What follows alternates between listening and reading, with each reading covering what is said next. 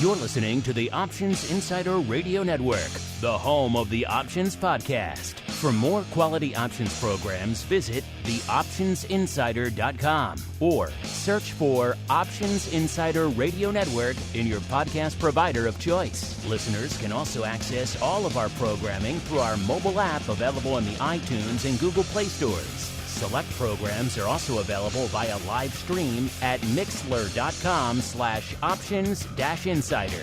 That's mixlr.com/options-insider. Don't forget to follow along with your favorite programs and submit your own questions for the hosts at twitter.com/options, stocktwits.com/options, facebook.com/theoptionsinsider, or via questions at theoptionsinsider.com.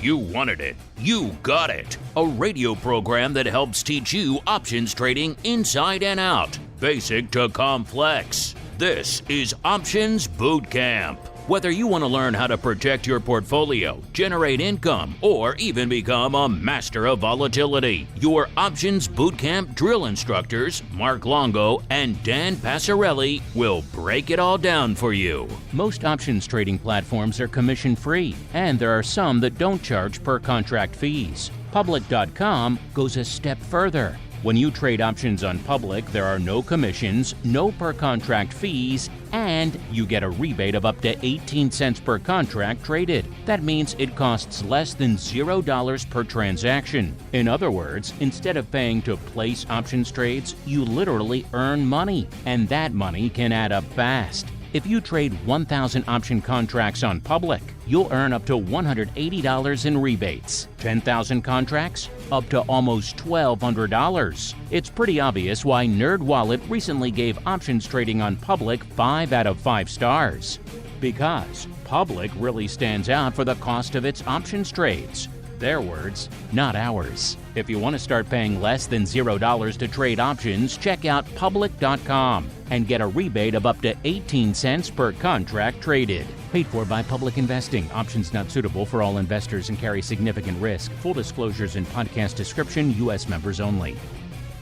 Fall in boot. It's time to get into peak options trading shape. It's time for Options Boot Camp. All right, everybody. That music means it's one of, I can't say my favorite because all these shows are like my children at the end of the day. It's hard to choose just one, but Education Wednesday certainly up there in terms of my favorite days of the week. Why? Because it's time to roll out the old Options Boot Camp, what the cool kids call OBC. My name, of course, Mark Longo from the THE, optionsinsider.com, as well as from the network upon which all you folks are binging and mainlining. Yes, that same network. So epic, so grandiose. Our tale in terms of content so far-reaching that it broke Spotify. Yes, this is actually a fact, listeners.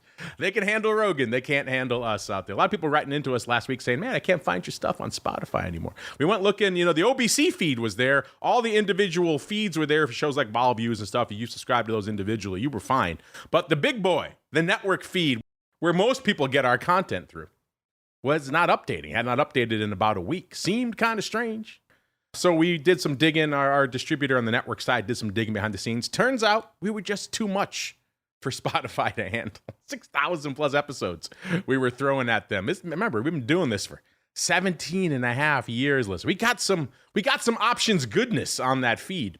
So it was just too much for Spotify. So to compromise, there it is working again. You can get it on Spotify again, our full network.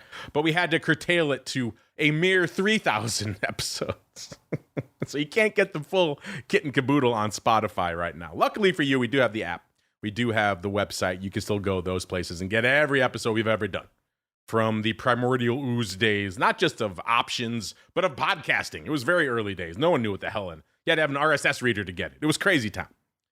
But yes, we did break Spotify, so we have that feather in our cap. If you want to check out the full network that broke Spotify, of course, Make sure you're listening to the full network feed. I say it all the time, but there's a reason why it's breaking Spotify. That's where all the content is. And of course, if you want to go above and beyond, you want to join us live for these shows, you want to get pro Q&As like one coming up later today, should be a banger, as well as, of course, Options Oddities at the end of the week. You want to get your name in the hat. It's coming up.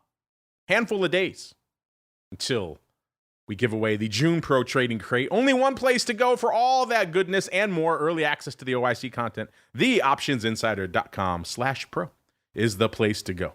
And you know, on Education Wednesday, I'm also joined by my co-host and indeed sometimes nemesis in life. He is none other than the black-hatted one himself, Mr. Dan Passarelli III, Esquire, from Market Taker Mentoring. Mr. P, welcome back to the show, sir. How does it feel to be on the network that broke Spotify, sir? Oh, yeah. I mean, yeah, we're always breaking shit around here, aren't we? That's kind of what we do. It feels great to be back. And I'm glad Spotify's not broke for us today because I am looking forward to this. Yeah, I found out how many people listen to our show via Spotify. I mean, I always knew the numbers, but anecdotally, it's a lot because people were like, where's my show? Mr. P, you're still a little bit hungover because you're fresh back from wine country. Of course, it was the big MTM, the Big Daddy, the Grand Palooza, the big event that you do every year. Your big, epic in-person forum, multi-day extravaganza. Hit us up really quickly. What was the big takeaway? What'd you guys do out there in wine country besides drink yourself stupid for 3 days? No, I only drank myself stupid one day. We had a 3-day class. That was our retreat, which is looking like it might be the last one, actually. But we had 3 full days of workshops and had a lot of fun. We always have our dinner reception. We had a VIP event. Mark even sent in a video to talk with our folks, which was really great. I heard anecdotally that was the highlight of the event. I'm not saying that. That's what other people told me. So I'm just relaying that. Oh, yeah. Well, that guy was drunk, though. Yeah. Well, it was wine country in his defense. So no more epic 3-day retreat. How am I going to get my flight on the Concorde over to California now? Oh, well, we'll see. We'll see. You know, we might have other things in the works, but we'll see. Are the rumors true? Are we going to the Sphere next year for the MTM event? That's what I'm hearing. Is that true?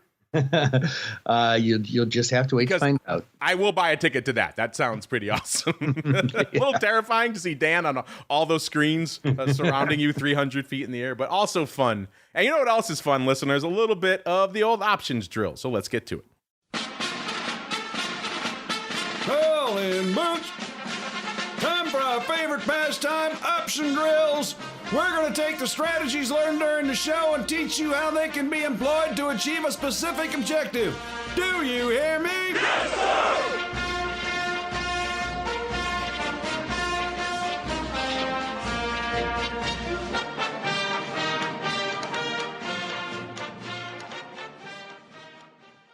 All right, everybody, welcome to the Options Drills. Going to something a little bit different today. Do you recall this, Dan? We did it a while back, all the way back on May 3rd of 2022. We did an episode called Tales from the Trading Floor, Volume 1. Dan, do you recall this epic episode, sir? I do, kind of. Yeah, I kind of do, as a matter of fact. So all that wine drinking hasn't driven it completely from your brain yet, listeners. You'll notice in that title, what was implied was Volume 1, that there would be more. And then, as usually happens, Dan and I got busy. We get sucked into a bunch of other options content wells, and things are going on in the market. You folks ask us awesome questions and leads us down crazy rabbit holes. So we haven't gotten back to it. It's been over 2 years since that episode, which was 184, by the way. Go encourage you to check it out if you're one of a newer listeners. And I know there's many of you all the time. We have since then touched on trading floors a few times, including episode 191 from June of that year, June 22nd, where we talked about trading floors and short squeezes and the options party continuing. And also episode 196 from July of that year. So 2022 is the year of trading floor content. I think there's so many floors being discussed in the industry, and people asking us questions, why do they still exist? What purpose do they serve? So those other episodes are more about the functionality of the floor. Episode 196 called Short Puts, Second Order Greeks, and the Golden Age of Floor Trading. But now we are back, listeners, for Tales from the Trading Floor, Volume 2. So a lot to unpack there, Dan. We could obviously do hours worth of content on this. It's a lifestyle that for the most part doesn't really exist anymore. Dan, you've been down to the modern incarnation of the SIBO trading floor. What are your thoughts? How does that compare and contrast to what you remember? It's a little different because it's like mainly, the CBOE trading floor now is mainly one big pit. I think there's a couple other little ones in the back, and like by appointment only ones in the back, but it's kind of one big pit, mostly SPX trading there. The days when I was there, and I've been there a good handful of times by now, it was pretty subdued. But, people always tell me, oh, yeah, you should hear it when it gets loud. And I'm like, all right, does that actually ever happen? So I don't know. It's a little different. People are a lot more relaxed. We had to wear those dumb ties. You'd wear like a golf shirt and a ripped up tie. Now, like, people are down there in T-shirts. Yeah, it's crazy. I think you're being charitable to say it's a little bit different. It is night and day different from what I've seen. You're right. People, there's no trading jackets. There's no garish ties. They're down there in jeans and like a rock band T-shirt. It's like sneakers. It's a completely different. We used to get fined if we didn't wear that stuff. But yes. Oh, yeah. And yes, listeners, just orders of magnitude different. What it is now, as Dan mentioned, is maybe 100 guys total. I don't think it's even that many who are in a couple of quote unquote pits separated by a little bit of distance. And it's very quiet, very subdued, very pleasant, very airy, a place you may actually want to go and do business. Now, contrast that, if you will, listeners. Go back in your memory banks, back to the time Dan and I were kind of cutting our teeth in the business, which was, at least for me, was the kind of the tail end of the go-go.com boom of the mid to late 90s. And so this was, of course, stocks were hot. It was analogous in many ways to what we're seeing right now with the meme stock palooza. Stocks were hot, and as a result, options were hot. And so getting onto the floor of the CBOE was no mean feat. Now, picture, as opposed to 50 or 100 guys in a nice, well-lit small room, picture a giant cavernous venue with thousands of people in there, all wearing a variety of different colored jackets. The sound when things got crazy was epic, something you can't really translate in the modern era. And now picture that environment. And now what you had to do, listeners, when you got down there was, people weren't just open and welcoming to you and saying, hey, young man, welcome, come to this place and good luck with your finding of fame and fortune. No, it was exactly the opposite. You had to go carve out. You had to literally take a space for yourself in these crowded pits. My first real break-in experience, which Dan was kind of going into the deep end of the pool. It wasn't really in like a tiny equity in the back of the floor. They said, no, hey kid, go break into the SPX, which at the time was kind of the big dog over there on the SIBO. VIX wasn't a tradable product yet, so there was no VIX pit. The OEX, which was the S&P 100, was the big dog back in the day, but that was dwindling, that was dying. Everyone was really moving into the S&P 500. So picture, if you will, listeners, in your mind's eye, walking into this crowd of, it was 100 plus guys at least, so probably more than the entirety of the SIBO trading floor now, just in this one pit. And all had been there for a while, all pretty seasoned for the most part. Very experienced, and none of them want a new kid coming in there and taking some money out of their mouth. So you can imagine how welcoming they were. And just walking into the back of this for the first day with your sheets in hand. In terms of intimidating experiences in the civilian sector, we're not talking about first responder, you're not in the military, you're not going into battle or going into a fire. But in the civilian sector, kind of hard put to think of other things that are more intimidating than that experience. And then on top of that, you have to get in there, you have to make markets, you have to be first, you have to be right, because guarantee you, if you're the new guy trying to break in and you're wrong, guess what they're going to do? They're all going to try to pick you off. They're all going to try to take money out of your mouth. It's going to be a nasty and probably for you, a very short-lived experience. Mr. Dan, what are your earliest memories from having to break into a pit, and where did you have to break in, sir? Oh, my God. Well, yeah, so breaking into pits, and I'll tell you the truth, Mark, I heard that it was a lot easier in SPX than it was in some of the equity pits. I'm just saying. So when I did both, so I could compare and contrast both if you like. Oh, yeah. Okay. Yeah. Okay. Tell me after this. So when I mean, everybody's background was different. Like there was no two traders who had the same background. I mean, mine was, I was a clerk for a long time and consequently knew how to trade by the time I got hired as a trader. So I basically got hired, studied for the membership test, took it. And then while I was studying, my risk manager, Bob, he said, hey, listen, here's how this works.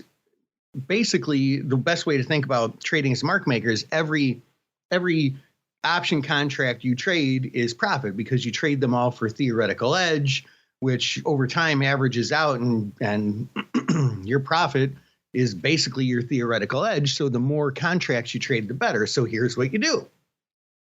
Go around and get the volume for every pit on the trading floor for the last 3 months. And, you could get that. They used to literally have like little bins with pieces of paper back then. This is a little bit pre-real internet, or at least internet web 2. And so I did that. And then he goes, and then find out the average and then go and count the number of people in the pit and divide total pit volume by people. And that's how many contracts you should expect to get. I guess technically you got to add one if I'm going to be one of those people, but you get the idea. So I did that and it was my first day and I was all prepared. And I was like just about to walk down to the floor. And so, my risk manager says, oh, so Dan, did you decide which pit you're going into? Which one is it? I was like, oh, yeah, I did just what you said. And I'm going into the Ford Motor Company pit. And Bob goes, oh. And I'm like, what? Yeah, I mean, that's like the highest volume per trader. He's like, yeah, those guys are a bunch of assholes. And so I'm like, uh-oh.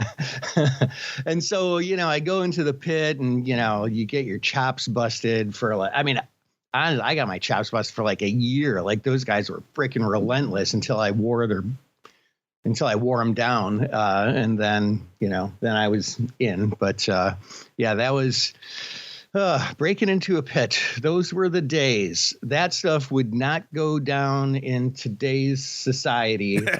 No, in our anti-bullying, very, shall we say, more genteel society. Yeah, the years of abuse, horrible abuse, every type of epithet you could think of was hurled at you, listeners. And then of course there was physical aspects on top of it. Of course you had to go in my case in the SPX, I had to go, there was no spot for me there in my firm. I had to go establish a spot. So that meant squeezing your way in between people. These are the days too, listeners, when big firms would also go out and hire, shall we say, large physically imposing fellows, maybe former D1 linemen, that kind of stuff. So they could just go out there and just physically hold a spot in the pit that no one would take from them. And whether they were good traders or not was kind of immaterial. They would use them to just establish the spot. They were almost like professional breaker-inners.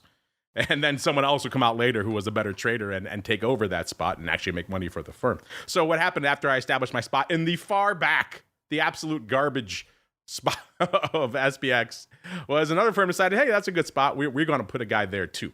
So they sent one of these aforementioned D1 linemen to take my spot from me. And so what happens is a spot war, effectively. That's what they used to call it. And so that means, two large adults, you got this big guy squeezing into a space that's barely fit for one, trying to trade while all this is going on.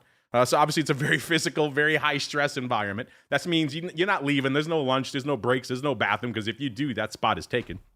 So, and that goes on for months, weeks, months, maybe even longer, until one of you gives up, one decides this is my spot. Or maybe what happened, used to happen in the SPX if things got really heated. There was a spot committee, actually, because the brokers ran the whole show and they didn't want to have too much violence going on around them. They wanted to have some order to the chaos. So they would decide who got to stand where. And usually that was, they decided based on who did the most volume for them and who was kind of their buddy. So yeah, that was kind of the SPX experience. And now translate that, Dan, a few years later, you're talking, 99 into 2000, multiple listing is happening. What's also happening is the .com boom is raging. So we have exchanges on the P coast that are listing a lot of these hot tech names at the time, like Sun and Dell and AOL, Microsoft, all these things. They were not listed on the CBOE. The CBOE was the big dog exchange, listeners. They didn't have all these hot tech names. It's just like today. Everyone wants hot tech. So multiple listing happened. We talked about this before on the show. The SEC said, you know what? This gentleman's agreement can no longer go on. That is collusion. Everyone has to try to trade everything. So that's what happened. Almost overnight, all these new pits became available on the CBOE.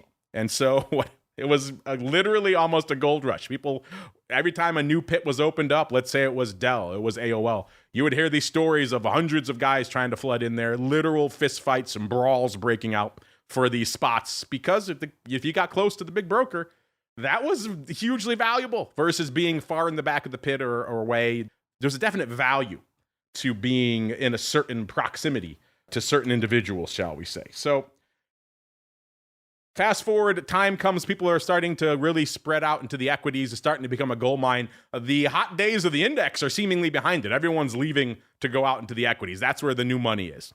And so I decided to take my turn, Dan. I want to say it was around probably 99 or so when they actually added it. But they're adding a couple of pits, including Intel. And Intel at the time was kind of one of the big dogs, kind of like your NVIDIA today. Microsoft is another one they added. Microsoft was obviously a hot one then, still is today. And so I decided, Intel, that's where I'm going to go make my mark. So, Dan, I had the genius idea. A lot of people were doing this back at the time. It sounds absolutely absurd to say out loud now, but this is something I actually did. So after the day ended, the trading day, the day before they were going to open these new pits, including Intel, what did I do? I finish my trading, I go downstairs, and I grab a spot on the only bench. If you recall in the CBOE lobby back in the day, there was one bench. The rest of it was cold linoleum tile floor. I grabbed the one bench because guess what I was doing? I was spending the night there. I was going to make sure I was the first guy through the turnstile the next day to get my spot, to claim my spot out there in Intel. And sure enough, as the afternoon and evening wore on, more guys came in, and next thing you knew, the floor, that cold linoleum floor, was covered with guys sleeping over on the floor of the CBOE, waiting for the next morning to rush through the turnstile, rush up the escalator, and claim their spot in whatever pit they were looking for. In my case, it was Intel. I did cheat a little bit. I did have a clerk come spell me for a little bit so I could go shower and shave and maybe get some food and things. But other than that, it was about as comfortable of a night as you can imagine, Dan, sleeping over this. Luckily, I had the one quote-unquote bed, which was the one bench. Everybody else was on the Did you ever do anything like that, Dan? I got to the pit several hours early on a couple occasions with new pits. But, actually, I'll tell you what, this story, it made me think of something else. So, you talk about spots and who gets a spot. And, for those of you who don't know the background here at the CBOE, basically, like if you were close to the broker, he could see you better and hear you better. And so because the rule is whoever says sold first or buy them first, they get the trade and they get to do, if it's 100 lot, they get to do 100 if they want. A lot of times they split it up if it's an amicable pit, which, mine wasn't. But that's how it's supposed to work. But I had a stint trading in the corn options at the Chicago Board of Trade, part of the CME group. And I went over there and, all the spots were very established and they kept the pit small so that it was like there were not spots. You couldn't squeeze in between somebody. So, I would stand like in the middle, which is the furthest away from all the brokers, and, just like squeezing my shoulders together to try and be small enough to fit in a tiny space. But then when some of the guys would go to lunch, I would stand in their spots and that was okay. But it didn't really matter in the corn option pits because they didn't really care about the rules. Because like I remember several times I knew that, hey, the only way I'm going to get on a ticket is to be fast. So I was fast, and I was fast because I was already trading at the CBOE for years before that. So the guy had asked for a market, and say, okay, I'll buy him at, 5.5. And I'd say sold. And I'd be standing right next to the guy, like shout in his ear, almost hit him with my hand. And like the traders next to him would like look at me and they would say sold. And the broker would give it to all the other traders except me. I'm like, what the even? It was absurd. It was completely ridiculous. But that was, That was like the Old West, but the Old West were all like the bad guys hung out, I guess. The saloon where all the people were shooting each other at the card games, The Black Hat Saloon. Yeah, I heard some stories. I had some guys over the CME as well. They were pretty insular over there as well. I guess the closest analogy I can make listeners to, modern working life is if you went to your office, your place of business, and you went there and instead of all being your coworkers, they were kind of your opposition. And they did not want you there. So you walk into your office every day and you have 50 or 100 people there who vehemently do not want you there and will hurl invective and physically threaten you and everything else as you walk in every day. And then also there is no literal spot. There's no chair for you. You have to go take someone else's chair and then sit in it and then struggle with them to keep it while you're also trying to do your job during the day. And then forget about, getting up or going to the bathroom or everything, because then that chair is gone. Someone else will take it back from you. And doing that day in, day out for weeks, months, perhaps in a bad situation, years. Like Dan was saying, I do remember a good friend of mine running into him. We went out to have a few beverages during a break-in process for him. And I looked at him and I don't think I've ever seen a soul more broken and dejected, Dan. He had already had 5 bottles empty on the table before I even sat down. I was like, what's going on? What's wrong with you? And he proceeded to tell me the litany of abuse. I think he was trying to break into CMGI at the time. Just the litany of just horrific abuse he was taking. It was physically breaking him. He was just a broken individual. I was just like, oh my God, why do we do this? There was a reason, there was a reward, but yeah, it was a horrible process. A rewind to my story, it ended up working out for me. I did get that first spot in Intel, listeners. And of course, as Dan mentioned, there were different brokers. There were walk-in brokers that walked the floor, went to different pits and shouted out orders for different pits. They would usually come in from the back. And then there were the floor brokers, the brokers who were stationed in the pit all the time. And they had the regular order flow that you would deal with usually. They were the ones you wanted to be close to because they had the regular order flow. And if you got close to them, it was easier to get on the flow, as Dan figured out. You had to be buddies with them too. That also helped, which Dan did not have going on. So I was able to go in, and I was literally the first guy in the Intel pit. So I literally attached my handheld to the other side of the floor broker's par terminal, Dan. And I said, that's it, I am here. It wasn't easy. They sent a hockey goon to take that spot from me. That's another story for another day, perhaps. I had a lot of physical contests for my spots, Dan. It sounds like you skated by. But yeah, it was a fun time out there. Speaking of time, we are kind of already running up against it, which is crazy. Let's do one more quick one, then we'll get your question of the week. We are doing a doubleheader today, listeners, because not Dan this time. You blame me. I am the one who is traveling. Dan, you remember the old RAEs system, Retail Automated Execution System? Was that around when you were out there, sir? Oh, yeah, right, yeah. Well, RAEs was interesting. When all the multiple listing happened, they would use it, as the name says, to route small retail orders. And usually it was a way to get small retail orders filled back in the day when there wasn't linkage between the exchanges, and it was a much more complicated. It wasn't really an MBBO like there is today. So all these things that we take for granted really in the modern era didn't really exist back then. So retail could easily get abused in their fills. So they created this RAEs system to try to execute them at a little bit better prices and get things done without having to call them out in the pit for a 5-lot or an 8-lot. I think they went up to 20. I think that was the size limit. But Dan, they were a good thing. And I remember for a while there, people in the SPX, when the multiple listings started happening, they would put their clerks on badges and they wouldn't even trade. They would just have them get on RAEs because that's how much money there was coming in on these RAEs trades. It was a gold mine. And then what happened, Dan, is people, including our buddy, Mr. Flowmaster, Mr. Henry Schwartz on the option block, he has admitted to me that he was one of these. The RAEs bandits came along. Do you remember these guys?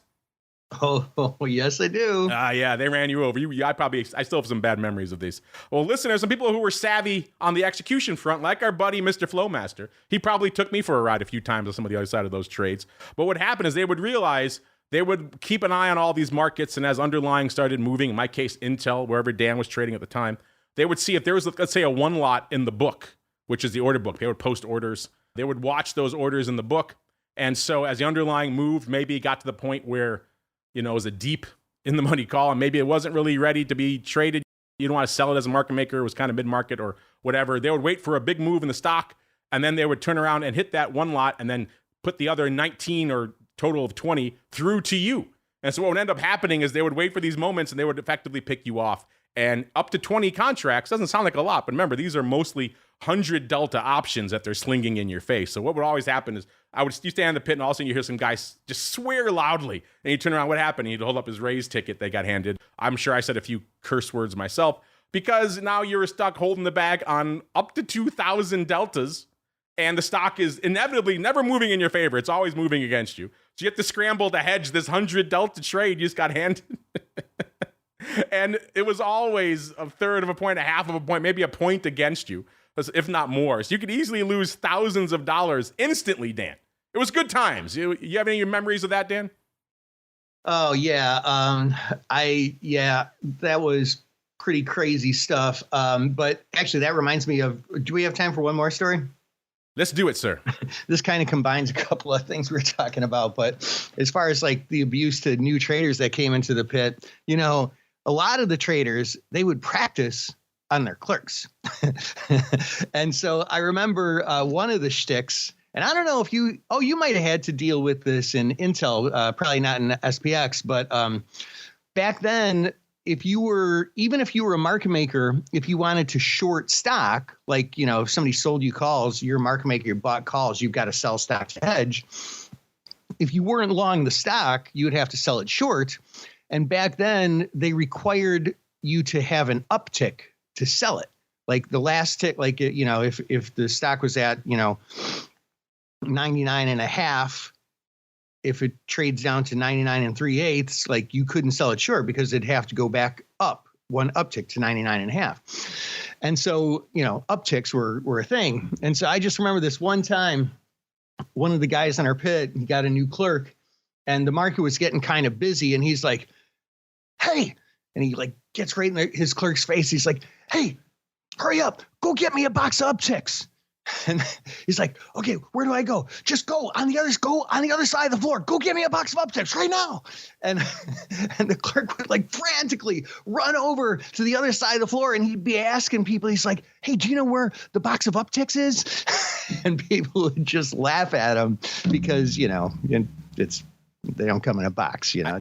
I did see that once or twice of clerks running around frantically looking for it. That was a very common joke. I never experienced it myself. Luckily, I think I would have been savvy enough to put two and two together and realize they are not a physical entity. But you never know in that moment. But you bring up a good point, too. You had to sell short only on upticks. So you had the double whammy of usually you'd get hit on a 20 lot of 100 delta calls. And, of course, you're buying them right as the stock is plummeting. And if you were short stock in your position, you couldn't hedge it. So you're just riding the stock down even more. You couldn't sell your stock short to hedge it.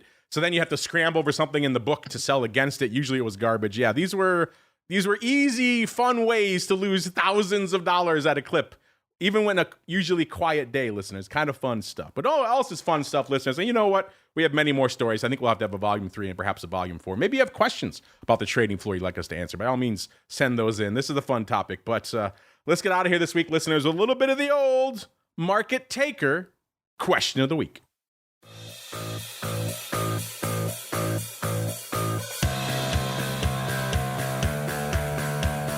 And now, it's the moment you've been waiting for. It's time for the Market Taker Question of the Week. All right, Mr. Dan, you like that new tune, huh, sir? Yeah, all right. I like it, man. We got the bass in there, you know, reminds me of my old days playing with the band. No logins, but we'll deal. I think YouTube will like it more, sir. Mr. P, what you got in store for us this week? All right. So I know on some of the past episodes, we talked about zero DTE trading, 0 day to expiration. And I mentioned that I was in the process of launching a scanner I've been working on for months. And so the question I got, did you launch your zero DTE scanner yet? And that answer is yes. We actually literally just launched it last night. And it's pretty exciting. We had a lot of people join us, sign up for the scanner. And we're going to keep offering it throughout the week. So if you're on our email list, make sure you get on that. If you're not, and get an invitation, just go to markettaker.com/party because it's our launch party. And during that presentation, which is coming up in about an hour or two, hour and a half, I'm going to tell you all about how the 0 Day Hero Scanner works and give you an opportunity to get it at a special discount. So what's it doing? Is it scanning just straight long premium, short premium, spreads, all of the above? What's it scanning for? No, man, it took a lot to put it together. It scans for outrights, long and short, verticals, call put, long, short, credit spreads, almost everything, really. It even scans for boxes. Boxes. I know. I want to do a 0-day box. And then I know I've achieved apex options trading when I'm trading 0-day boxes. Yeah. Again, hit us again, sir. If folks want to check all that out for themselves, where should they go? How can they learn to trade a 0-day boxer? Well, you can do that today. Go to markettaker.com/party. And I'll be talking to you in about an hour and a half or so all about it. We're actually going to do one more encore of it later this week. But today's the last day for the ultra super discount launch. Ultra super discount. Check it out, markettaker.com. Don't forget the second T. And don't forget our friends over there at public.com. They just launched their options trading earlier this year. They're still rolling out iterations and improvements to it. That's why they're on a show like this. They want you to know about it, A. And also they want to hear from you folks. Kick the tires and light the fires. Tell them what you like. Tell them what you don't like. Most importantly, tell them you heard about them from us. They're already hearing great feedback. That's why they've already renewed for an extended period. They're liking you folks out there in the land of OBC. So go on over to public.com, easy to find, public.com. Tell them we sent you. And tell them what you think about their options platform, what they have, what you like, what you're using. And of course, check out that rebate. They're kind of leading with that these days. And it certainly is a compelling thing to check out at the very least. Public.com, the place to go to kick the tires and light the fires. Dan and I have to get on out of here, but luckily for you, if you're hanging out in the pro, we'll be back instantaneously. Otherwise, we'll see you back next week. Another episode of Options Bootcamp.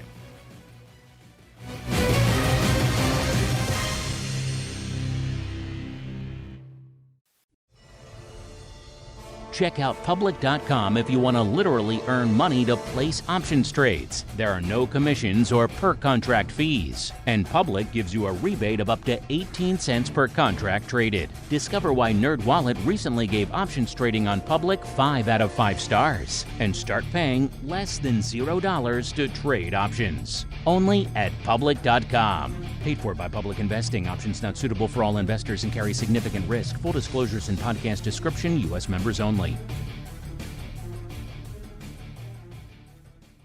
You're listening to the Options Insider Radio Network, the home of the Options Podcast. For more quality options programs, visit theoptionsinsider.com or search for Options Insider Radio Network in your podcast provider of choice. Listeners can also access all of our programming through our mobile app available in the iTunes and Google Play stores. Select programs are also available via live stream at mixlr.com/options-insider. That's mixlr.com/options-insider. Don't forget to follow along with your favorite programs and submit your own questions for the hosts at twitter.com/options, stocktwits.com/options, facebook.com/theoptionsinsider, or via questions at theoptionsinsider.com.